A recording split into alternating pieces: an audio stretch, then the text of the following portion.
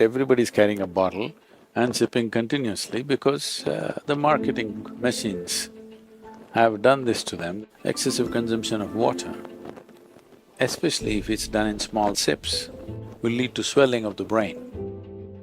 At the same time, when you need water, if you don't drink, it'll cause damage to the system.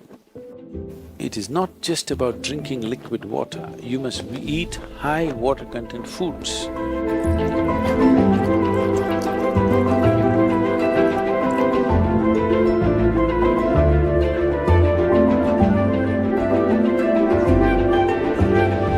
If you don't feel thirsty, if you don't drink water, nothing is going to happen, you're going to be fine. It's only in America, in cold climate, everybody's carrying a bottle and sipping continuously because the marketing machines have done this to them that they must drink lots of water. Excessive consumption of water, especially if it's done in small sips, body absorbs. When it absorbs, the sodium levels, which are very delicately balanced, will drop.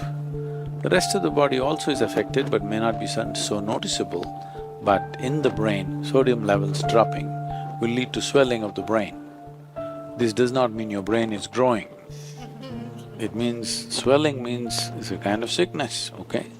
Not expansion of the brain, it's swelling up because of lack of sodium content. So because there's not enough sodium, more water goes into the brain, trying to supply the required sodium to keep the balance. So more water in your brain means you will slosh. Psychological imbalances will come when you manage to absorb. See, if you drink lots of water at one go, body will decide how much to absorb, how much to throw out. But if you keep sipping through the day, body kind of gets deceived and tends to absorb more water than it should. But let's say right now you drink 2 liters of water, all of it is not going to go into the system. What is needed, it'll take, rest of it will be shunted out.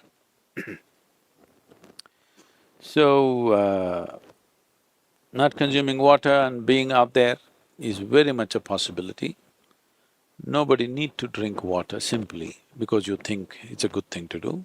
When you feel thirsty, you must drink water just to ensure you're drinking enough. Drink 10% more than what you actually need, a couple of cups more, just to ensure that you don't drink less. If you're not the kind who is carrying a water bottle with you every minute of the day, then it's good to drink little extra water so that when the need comes, you have a certain amount of time before you can drink, that it is not an emergency.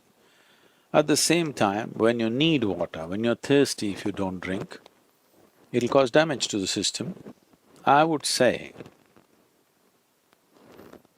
this may be very controversial, the medical fraternity will for sure protest on this, but they will come to it after maybe 20 years or 30 years.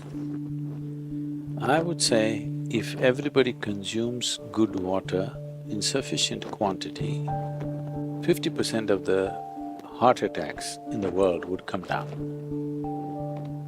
The damage to the heart is immense when the water that is needed is not there in the system.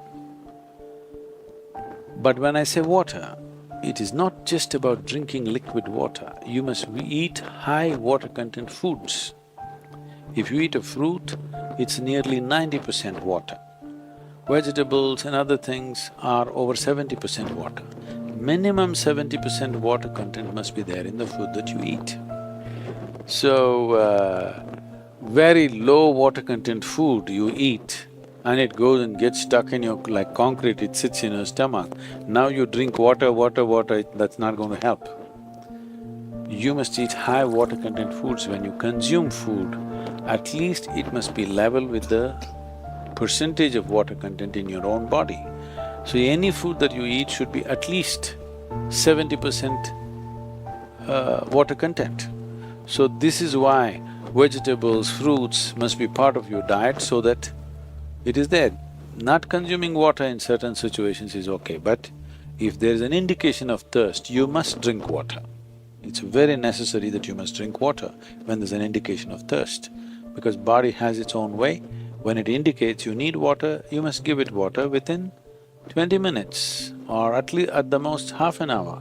You must drink substantial quantity of water. If you drink enough water, then body will choose how much to take, how much to reject.